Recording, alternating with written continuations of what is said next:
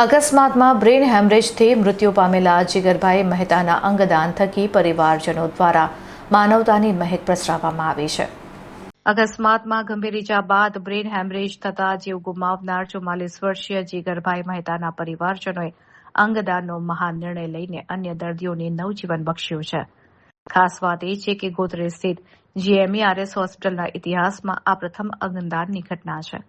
Rajesh tower પાસે આવેલી વિષ્ણુકુંજ સોસાયટીમાં રહેતા જીગરભાઈ નટવરભાઈ મહેતાને 7-8 દિવસ પહેલા અકસ્માત નડ્યો હતો.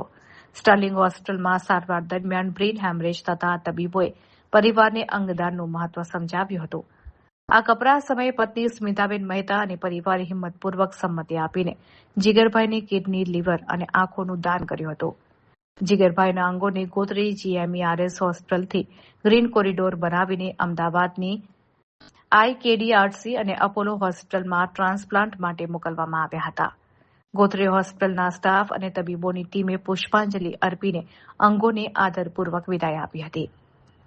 આ પ્રસંગે વોર્ડ નંબર 9ના કાઉન્સિલર શ્રીરંગ આહિરે, પૂર્વ કાઉન્સિલર રાજેશ આહિરે તેમજ મૃતકના પરિવારજનો અને મિત્રો ભાવુક હૈયે ઉપસ્થિત રહ્યા હતા.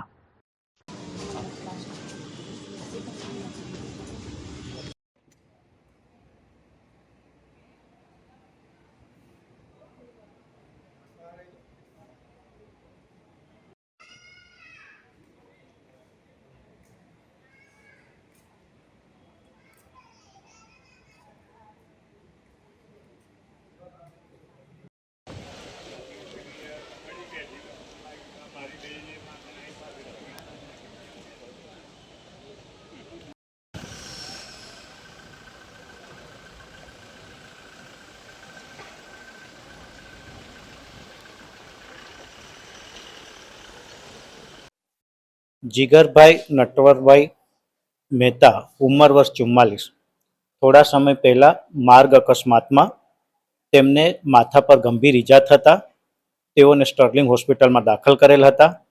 ત્યારબાદ તેમને ગોત્રી મેડિકલ કોલેજમાં દાખલ થયેલ હતા, જ્યાં તેમનું બ્રેન ડેથ થતા હોસ્પિટલ સ્ટાફ તેમજ સેવાભાવી સંસ્થા દ્વારા તેમને અંગદાનનું એક સમજાવવામાં આવ્યું હતું અને તેમના પરિવાર દ્વારા એક આ સમાજ ઉપયોગી અને પ્રેરણાદાયક જે નિર્ણય લેવામાં આવ્યો અને તેમને જીગરભાઈના મૃતદેહમાંથી એટલે કે બ્રેન ડેથ થયું હતું ત્યારે અંગદાનનો જે નિર્ણય લીધો એ એકદમ ઉપયોગી અને સેવાકીય કાર્ય માટે પ્રશંસનીય લાયક છે.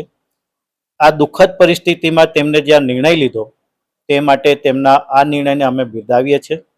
સાથે સાથે આજે અંગદાન માટે ડૉક્ટર દીપાલી મેડમ તેમજ સુપ્રિન્ટેન્ડન્ટ શ્રી અનુભાઈ ચંદાની સાહેબ, સાથે અમારા nursing staff, medical paramedical staff તેમજ સેવાભાવી સંસ્થા, પોલીસ સ્ટાફ તેમજ આ એક ઉમદા કાર્યને આપના સુધી પહોંચાડવા માટે સવારથી જે ઊભા રહેલા મીડિયાકર્મી ભાઈઓ તમામનો અમે આભાર માનીએ છીએ. ફરી એકવાર હું એ જ કહીશ કે પરિવારના આ જે નિર્ણય છે એમને અમે આવકારીએ છીએ.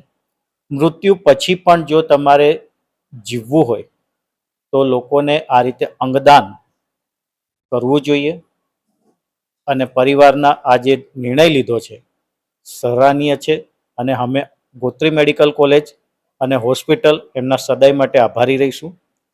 જે લોકોને અંગની જરૂર છે એ લોકોને આ એક નવું જીવતદાન મળશે. ગોત્રી વિસ્તારમાં આવેલા અમારા રાજેશ ટાવર રોડ પર વિષ્ણુકુંજ સોસાયટીમાં જીગરભાઈ મહેતા કરીને 44 વર્ષની ઉંમર છે એમની, અને 4 થી 5 દિવસ પહેલાં એ હરિઓમનગર સાઈડ જતા હતા ત્યાં એમનું એક્સિડન્ટ થયું હતું અને એની અંદર એમના બ્રેન પર ઇફેક્ટ હતી, એટલે સિરિયસ હતા.